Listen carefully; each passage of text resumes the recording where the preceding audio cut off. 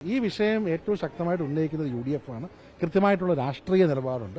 എന്ന് മാത്രമല്ല, നിങ്ങൾ ഈ 101 കൗൺസിലേഴ്സിനോട് ചോദിച്ചോളൂ, ഈ നഗരം തകർന്നിരിക്കുകയാണ്. മറ്റേ പരസ്യം പറയുന്ന പോലെ ഈ നാടിന് എന്ത് പറ്റിയെന്ന് പറഞ്ഞ പോലെ ഇവിടെ തെരുവുനായയുടെ വിഷയം, ഇവിടെ കുടിവെള്ളത്തിന്റെ വിഷയം, റോഡുകൾക്ക് ഫണ്ടില്ല, ഇവിടെ സ്തംഭിച്ചിരിക്കുകയാണ്. കോർപ്പറേഷൻ കൌൺസിൽ യോഗത്തിൽ സുഗതന്റെ അവധി അപേക്ഷയ്ക്ക് എന്തു മറുപടിയാകും ഉണ്ടാകുക എന്ന ചോദ്യമാണ് പ്രധാനമായും നിലനിൽക്കുന്നത്. ഇപ്പോൾ UDFന്റെ നേതൃത്വം തന്നെ നമ്മോടൊപ്പം ചേരുകയാണ്. അവധി അപേക്ഷ സുഗതൻ നൽകി കഴിഞ്ഞിരിക്കുകയാണ്. അതുകൊണ്ട് തന്നെ കൌൺസിൽ യോഗത്തിലെ തീരുമാനങ്ങളും ചർച്ചകളും ഏറെ നിർണായകമല്ലേ? ആദ്യമേ കൌൺസിൽ എന്ന് വെച്ചാൽ ഇത് സ്കൂളല്ല, അവധി കൊടുത്ത് ഞാൻ വരാതിരിക്കുന്നത് പറയാം. അവധി എന്ന് പറയുന്നത് നിയമത്തിലൊരിടത്തും അവധി എന്ന് പറയുന്നില്ല. അപ്പോൾ ചിലപ്പോൾ ചില ആരോഗ്യ പ്രശ്നങ്ങൾ കാരണം ചിലർക്ക് വരാൻ കഴിഞ്ഞിട്ടില്ലെങ്കിൽ അതിന് കൊടുക്കുന്ന ഒരു ഹെൽപ്പാണ്.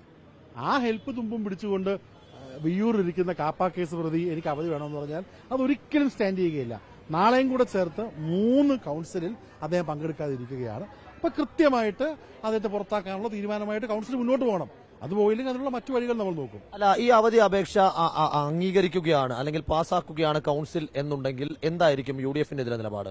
അല്ല, ആദ്യമേ അവധി എന്നൊരു സാധനം നിയമത്തിലുണ്ടോ ഇല്ലയോ എന്നുള്ളത് ബഹുമാനപ്പെട്ട മേയറും കൂട്ടരും ഒന്ന് പറയട്ടെ. ഇതാണ് നിയമം വായിക്കണം, നിയമം മനസ്സിലാക്കണം. അല്ലാതെ ആരോ അവധി എന്ന് പറഞ്ഞത് അത് ഒരു ഹിന്ദി പദത്തിൽ സുവിധയാണ്, ഒരു സഹായം. ആരോഗ്യ പ്രശ്നമൊക്കെ ഉള്ളപ്പോൾ കൊടുക്കുന്നൊരു സഹായമാണ്.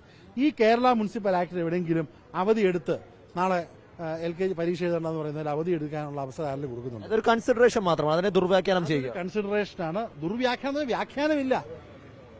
അത് വയ്യാതെങ്കിൽ നമ്മൾ കൊടുക്കുന്ന ഒരു അനുകമ്പയാണ്. ആ അനുകമ്പ കാപ്പ കേസ് പ്രതി എന്തായാലും ഇരിക്കുന്നില്ല.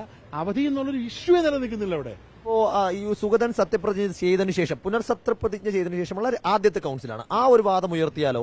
അതായത് സത്യപ്രതിജ്ഞ ശേഷം ഒരു കൌൺസിൽ മാത്രമേ വന്നിട്ടുള്ളൂ, ഇനി 2 കൌൺസിൽ ഉണ്ട് എന്നവർ വാദിച്ചാൽ അതിനെയോ? ഇതാണ് എന്റെ പ്രശ്നം. എന്റെ BJPയിലെ സുഹൃത്തുക്കള് നമ്മൾ ഡൽഹിയിലും പാർലമെന്റിലും കാണുന്ന പോലെ അവരിതൊന്നും വായിക്കുന്നില്ല, മനസ്സിലാക്കുന്നില്ല. ഈ അന്ധഭക്തിയാണ്. അവർ പറയുന്നത് അദ്ദേഹത്തിന് ടെക്നിക്കലായിട്ട് ഒന്നുകൂടെ സത്യപ്രതിജ്ഞ അനുവദിച്ചതുകൊണ്ട് അത് നാളെ ഒന്നാമത്തെ കൌൺസിലാവുന്നുള്ളതാണ്. അങ്ങനെയാണെങ്കിൽ 20 കൌൺസിലർമാരെ ഒന്നുകൂടെ സത്യപ്രതിജ്ഞ ചെയ്യാൻ സമ്മതിച്ചു. അതിലൊരാളാണ് ഡെപ്യൂട്ടി മേയർ ആശാനാഥ്. അവർ 4 മാസം മുമ്പ് ബഡ്ജറ്റ് അവതരിപ്പിച്ചു. അങ്ങനെയാണെങ്കിൽ അവർ വീണ്ടും സത്യപ്രതിജ്ഞ ചെയ്തുകൊണ്ട് ആ പഴയ ബഡ്ജറ്റ് ഇല്ലാതാവുമോ? അതായത് നിയമം പഠിക്കാതെ ഈ പരിപാടിക്ക് ഇറങ്ങുന്നതിന്റെ പ്രശ്നമാണ്. അല്ല, അതാണ് എന്റെ പ്രശ്നം. ഞാൻ പറഞ്ഞില്ലേ, ഒരു ബേസിക് ആയിട്ടുള്ള നിങ്ങൾ ആക്ട് വായിക്കൂ, മനസ്സിലാക്കിപ്പിക്കൂ, നിങ്ങൾ കാര്യങ്ങൾ ചെയ്യൂ. അല്ലാതെ ആരെങ്കിലും കേൾക്കുന്ന കയറി അവധി അല്ലെങ്കിൽ വീണ്ടും സത്യപ്രതിജ്ഞ ചെയ്തൊക്കെ പറഞ്ഞ് ഇതൊക്കെ കോമഡി ആക്കല്ലേ കൌൺസിലിലെ. ശക്തമായി ഈ വിഷയം ഉന്നയിക്കും. ഈ വിഷയം ഏറ്റവും ശക്തമായിട്ട് ഉന്നയിക്കുന്നത് UDF ആണ്. കൃത്യമായിട്ടുള്ള രാഷ്ട്രീയ നിലപാടുണ്ട്. എന്ന് മാത്രമല്ല, നിങ്ങൾ ഈ 101 കൌൺസിലേഴ്സിനോട് ചോദിച്ചോളൂ, ഈ നഗരം തകർന്നിരിക്കുകയാണ്. മറ്റേ പരസ്യം പറയുന്ന പോലെ ഈ നാടിന് എന്ത് പറ്റിയെന്ന് പറഞ്ഞ പോലെ ഇവിടെ തെരുവുനായയുടെ വിഷയം, ഇവിടെ കുടിവെള്ളത്തിന്റെ വിഷയം, റോഡുകൾക്ക് ഫണ്ടില്ല, ഇവിടെ സ്തംഭിച്ചിരിക്കുകയാണ്.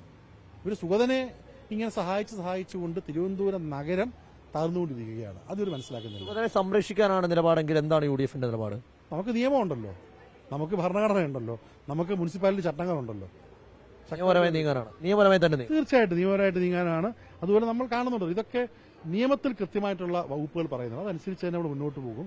പിന്നെ അവരിനി നാളെ എന്തൊക്കെ കൌൺസിലിൽ കാണിച്ചാലും വളരെ സംയമനത്തോടു കൂടി തന്നെ നിൽക്കാനാണ് നമ്മുടെ തീരുമാനം. മുമ്പ് നടന്ന കൌൺസിൽ വലിയ സംഘർഷത്തിലേക്കൊക്കെ പോയിരുന്നു, അതിലിപ്പോഴും ആ പ്രശ്നങ്ങൾ പരിഹരിക്കപ്പെട്ടിട്ടില്ല. ഇല്ല, പ്രശ്നം നമ്മൾ നിയമപരമായിട്ട് പോകുന്നുണ്ടല്ലോ. നമ്മൾ ശക്തമായിട്ട് കേസിന്റെ കാര്യങ്ങളെ മുന്നോട്ട് പോവുകയാണ്.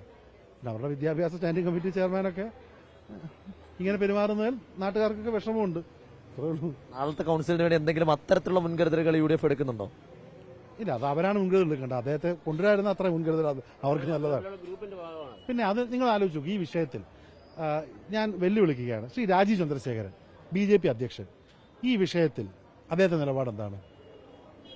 താൻ ഭരിക്കുന്ന, താൻ MLA ആയിട്ടുള്ള നിയമം അസംബ്ലി അടക്കമുള്ള തിരുവനന്തപുരം കോർപ്പറേഷൻ ഇങ്ങനൊരു പ്രശ്നം ഉണ്ടായിട്ട് ശ്രീ രാജീവ് ചന്ദ്രശേഖരൻ എന്തുകൊണ്ട് വാതുറക്കുന്നില്ല? സംഘർഷത്തെക്കുറിച്ചാണോ? അതാണ്.